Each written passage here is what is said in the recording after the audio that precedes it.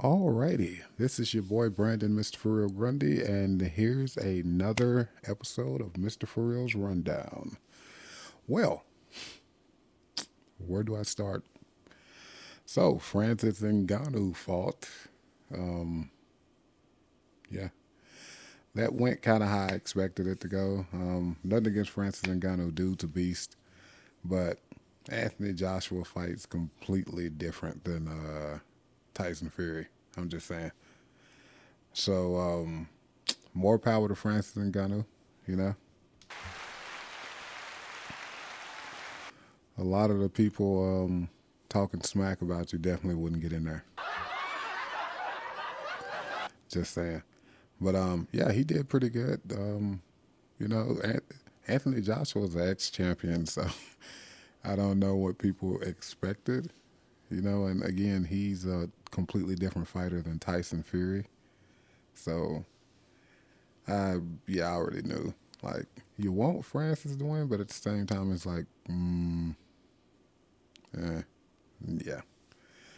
But kudos to Anthony Joshua, and that the zone card. I would love to get on one of those cards for the zone.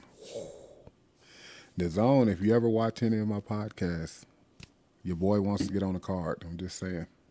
It ain't even got to be this year. It could be next year or the year after. I just definitely want to get on the Dazzin card, especially since I'm getting back into boxing. So, Dazzin, you hear your boy. I'm a heavyweight. Let me get in there. Let me throw some hands. I promise you it'll be entertaining. I promise.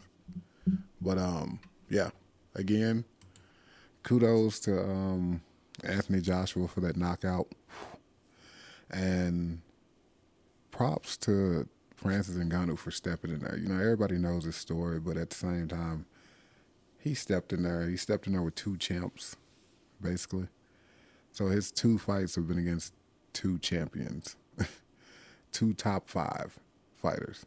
So, if y'all gonna talk stuff about him, talk all the stuff. So, again, kudos to those guys. I appreciate y'all for, entertaining us. My fight's coming up next week, March 22nd. I'll be in Vegas, fighting for Tough Enough. I'm excited. I feel good, feel loose, feel slick and smooth. It's definitely time to show some people. So, March 22nd, Tough Enough in Vegas. I'll be stepping back in the cage. It's been almost a year. I'm ready. So let's do this. I'm ready for the next one. So nothing against my opponent. I'm just focused, man. So it is what it is. But yeah. UFC 299.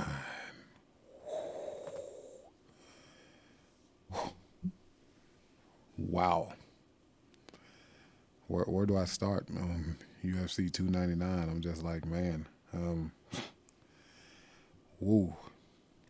It was some nice fights. Some really nice fights. I'm going to go through the lineup real quick. UFC. I didn't watch all the fights. I ain't even going to lie to you and say I did. I watched most of the fights. But as far as the main card, the Peter Yan Song Yadong fight, it kind of went like I knew it would. I didn't think he was going to knock him out or submit him, but I did think he was going to put on a clinic because he seemed really focused. I always say Peter Yan, I guess that's how you say his name. I'm sorry if I'm butchering that. Please don't beat me up. But yeah, so that fight went the whole 15 minutes. Petr Yan won. So, again, that one kind of went like I thought it would. The next one, in the welterweight division.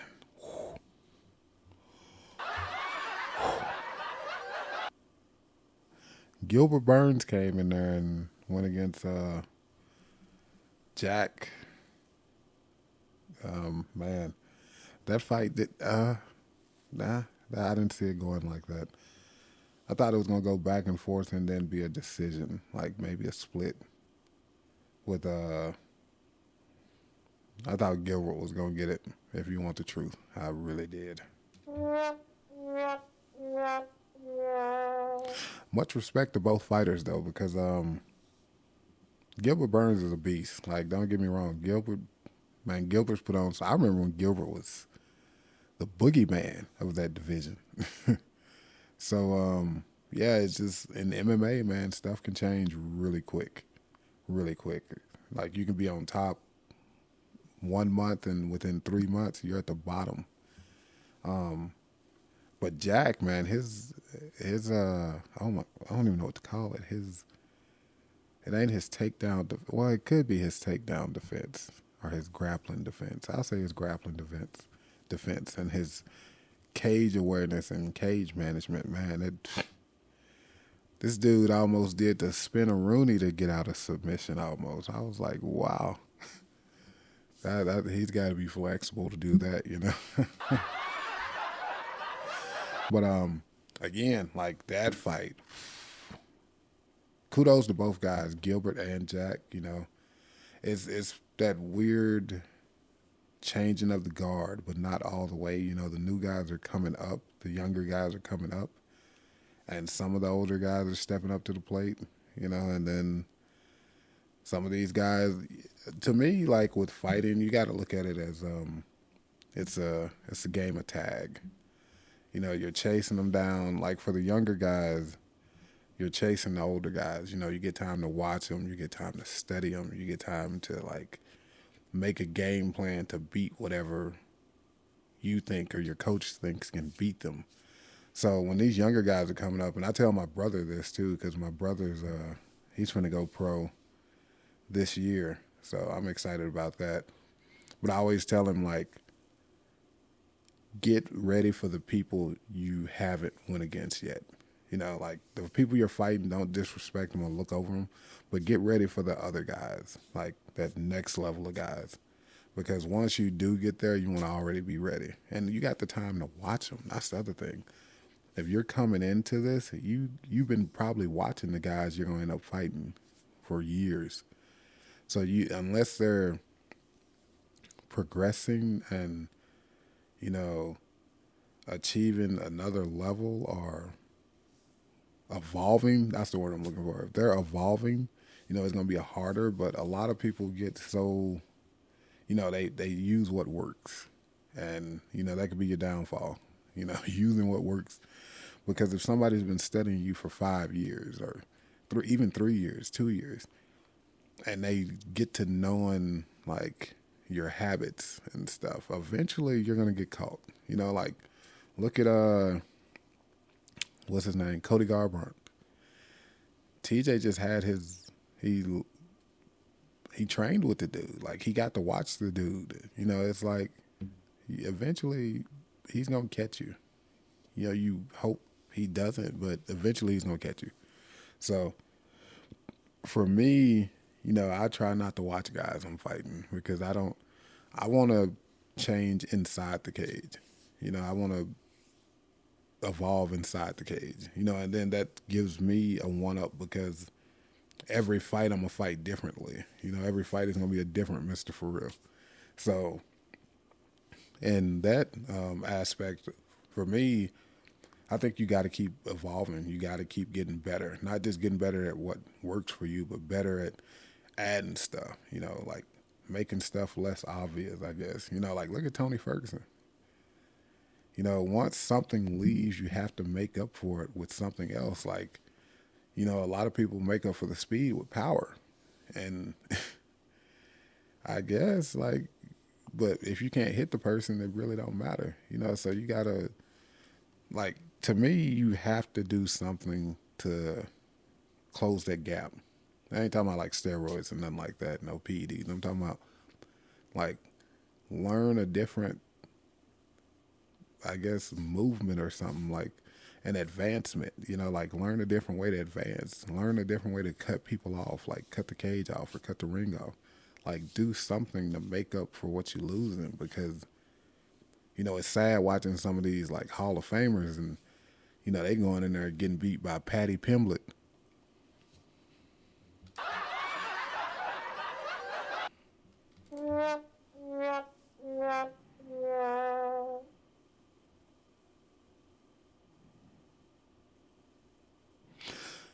Yeah, that fight really hurt my heart. As you can see, like I had to give him a moment of silence. But yeah, back to that. You gotta evolve. Look at Jenna, or what was it? She just got inducted into the Hall of Fame.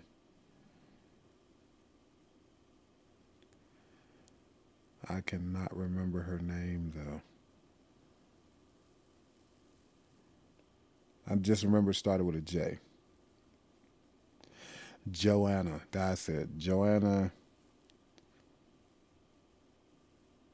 Yeah. I'm gonna just call her JJ. So JJ, when she came in, she was handling people, and she had that like Muay Thai style or kickboxing style or whatever striking style she had, and she came in destroying people. And then after a while, people just got used to that style, and it became obsolete almost. Like people start piecing her up. She started taking way more damage than she should have. And nothing against none of these people I'm naming. Like JJ, love you. Like you was one of my favorite fighters. Like you don't fight anymore, so you can't be one of my favorite fighters no more because you don't fight. But like when she was active, she was one of my favorites to watch. Tony. Tony was my guy. Cyborg. I've talked to Cyborg a few times on social media, and it wasn't like nothing major or nothing like that. But I think she's a beautiful person from my outlook. But I felt like her style got caught up with. The lioness. She just started figuring people out. It's like with Ronda Rousey. Ronda Rousey's style got picked up really quick, because at the end of the day, she was a judo champ, sambo champ, judo, I think. And I'm just being honest, don't shoot the messenger. I'm just being honest. Ronda Rousey, she never really had good striking to me. And I respect her. Like, she just seemed more of a grappler, even if you look at her finishes, they were mostly arm bars. But she was a great fighter, like just because she was lacking in the striking department doesn't mean she was a sucky fighter. Like, I'm not saying that at all. I'm just saying, like, Holly Holmes was the worst matchup for her, in my opinion. Holly has the boxing background. She has, like, excellent striking, and even, when she transitioned to MMA, a lot of folks forgot that she was training grappling, So when she took Ronda down, it wasn't, like, to me, anybody can be taken down except me. But I feel like Holly Holmes was definitely the worst matchup for Ronda. Just saying. Not taking nothing from Ronda. Holly's one of my favorite fighters. If anybody knows me, they know. Like the preacher's daughter. But I've always liked watching Holly. I liked watching Ronda, but eventually you get caught up with. Like you can only win a race for so long until somebody's gonna come training harder than you, training to beat you specifically. So I knew it was eventually gonna happen, and I didn't think it was gonna happen like that though. She like pushed her and then like kicked her in the face. I'm like, bro, the disrespect. Like you take her down, then you help her up, then you push her, and then you kick her in the face. Like that's a Tekken sequence almost, Mortal Kombat. But Again, for me, I just feel like when people have time to watch you and study you, it can go three ways. They can get intimidated when they actually fight you, which happens. They can show up and show out, and even if they lose, they can show you that there's chinks in the armor. And then that third one, they might just come and try to smash you and end up smashing you. So it is what it is. Like, again, we're at the time where there's going to be, it's kind of like the NBA. You look at the NBA and there's the new stars coming in, and the old ones are like not fading out, but just taking a back seat. I'll say that. So, there's a change in the guard for everything, like with Akira Toriyama dying, that hit me super hard because he's the reason that I got into MMA. So, yeah, him passing, yeah, I had to take a minute. I was just like, man. Because, again, he was the main reason I got into MMA. Like, watching Dragon Ball Z showed me the blueprint. Like, you got to train hard, you got to eat right, you got to be focused. Anything's attainable, if you work hard enough. And that, I was a nerd. I'm still a nerd. So for me, seeing anime for years, I've been watching anime since the 80s. I'm 40. I'll be 41 in August. And, when you see me fight next week, just watch my movements. Watch how I like transition. Watch the speed. For me, I feel like if I was anybody, I'd be a mixture of Broly, Goku, Vegeta, and some of Gohan and Piccolo. But I think I'm all of them rolled into one. So next week is going to be great. It's going to be a great show. But back to the moment at hand, moment of silence for Akira Toriyama.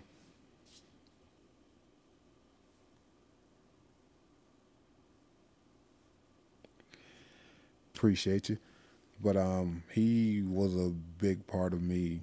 Even the way I am now, at 40 years old, I'm still mobile. I can still get in there and throw them hands. I'm still agile. To be 40 and be over 200 pounds, it was, again, just watching the anime. And, like some people said it was weird, which is cool. Like, I'll be weird if I'm getting to my goals. To me, it's weird to smoke and drink and not have any aspirations to do anything different.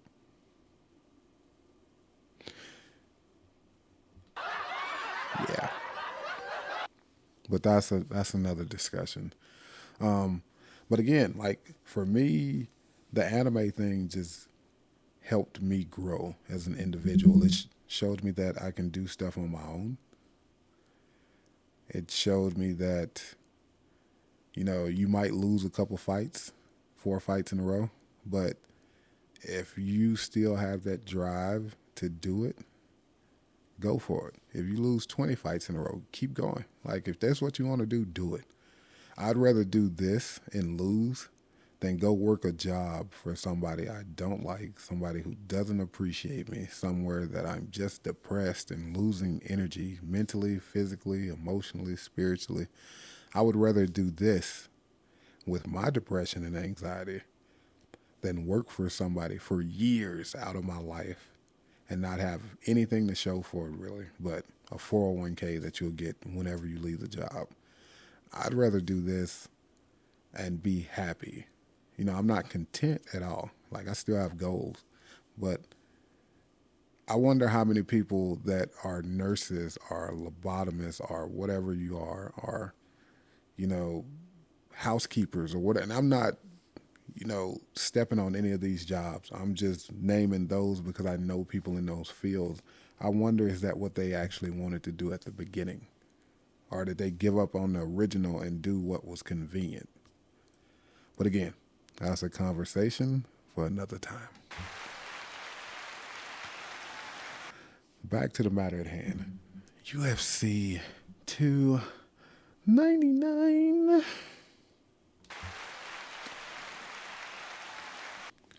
Okay, let's talk about Gilbert. Gilbert lost that fight. Yeah. KO, TKO, however you want to say it. He was doing okay. He was. Yeah, I think dude still won. I think Jake still won 2 rounds out of the 3, but I think Gilbert was kind of still in there. But when I think it was a knee he landed. Yeah, once Gilbert looked like he was trying to grab out of desperation, I knew it was over. So, yeah, kudos to both of those guys, Gilbert and Jack.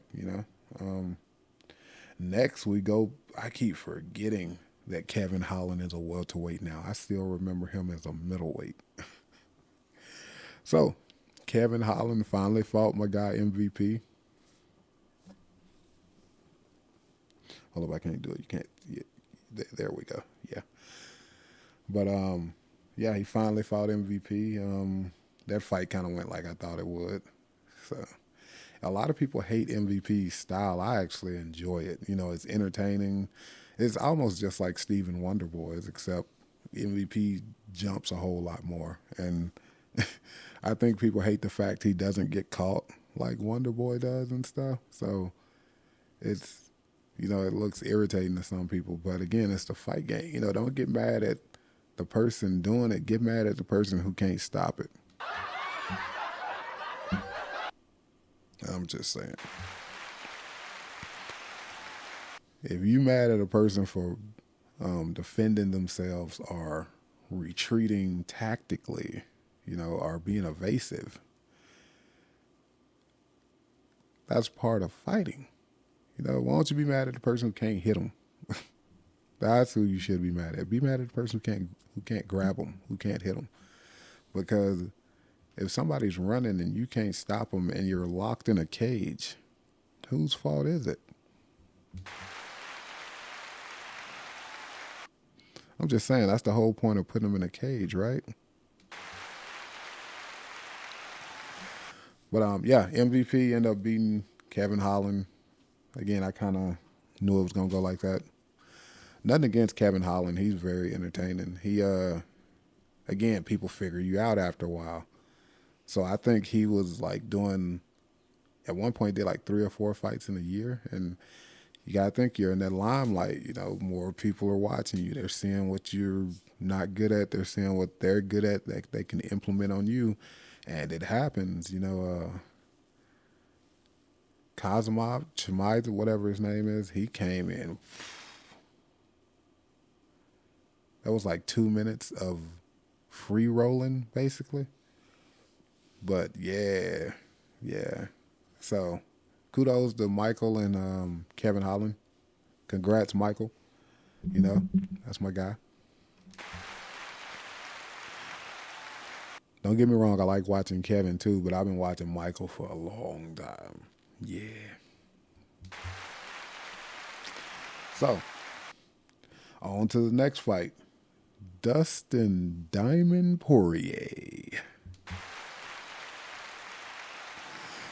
The only reason I said his name like that because he's from Louisiana. He a Southern cat just like me. I'm from Arkansas. So, actually, Daniel Cormier is from Louisiana too. So, I gotta show those guys some love. Dustin Poirier with the knockout. Dude's hands are good. Him, Cub Swanson, and Max Holloway have some of the best hands, I think. Like legit hands. Yeah. Not in any order, but I remember Cub Swanson, like not because I was just a super big fan of him. Okay, I'll be in there, buddy. My son said the TV stopped. But so with Cub just had like that slick style, like Cub just seemed like a boxer, but his hands always showed like boxing anyway. And then Max Holloway his striking is phenomenal. But Dustin in the league is on. And he showed it too because it was like he was piecing old boy up. I was watching it, and he was throwing like one shot at a time at first, and I was like, okay, cool, cool. Then he started putting them together, and he KO'd him, which, again, kind of figured that was going to happen. Dustin got nice hands. Yeah. So, Dustin Poirier won that fight. What round? Second round. He won that fight. KO, you know. Benoit, I don't really know too much about him. I think I've watched him fight, but I didn't remember him. So, nothing against him, though. Kudos to you, too. Co-main event. Now, to the main event. The main event. Sean O'Malley versus Marlon Chito Vera. Sugar Sean. I don't even feel right saying that because the only sugar I remember is Rashad Evans. I'm sorry.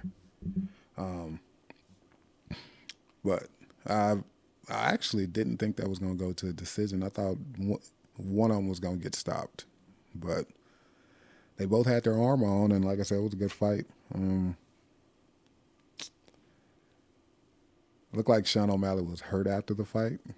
Looked like he was pretty damaged. Vera didn't look like he took too much damage, like cosmetically. Sean looked like he could barely walk.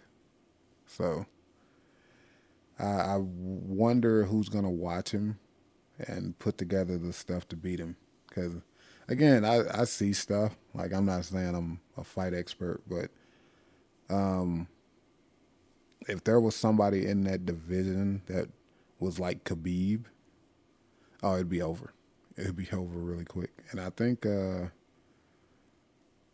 Aljamain Sterling's teammate, if they end up fighting, he's going to win. So I'm saying that today, March 11th, if Aljamain Sterling's teammate fights Sean O'Malley, he will beat him. I got to look up his name so I can put this on here on YouTube. It's like Davulash or something like that. I gotta find it. But yeah, if he would be the kryptonite for your boy. I'm telling you. Just because he's like a smaller Khabib to me. Or he might be a bigger Khabib. I don't know which one's bigger, him or Khabib. But he would definitely beat Sean.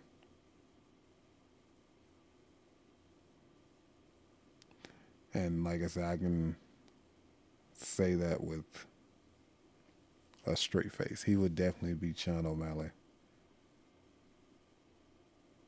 I'm just looking for his training partner. Like, they're showing me Aljamain Sterling's workout and stuff. I'm like, I don't want to see that. Merab Devlashvili.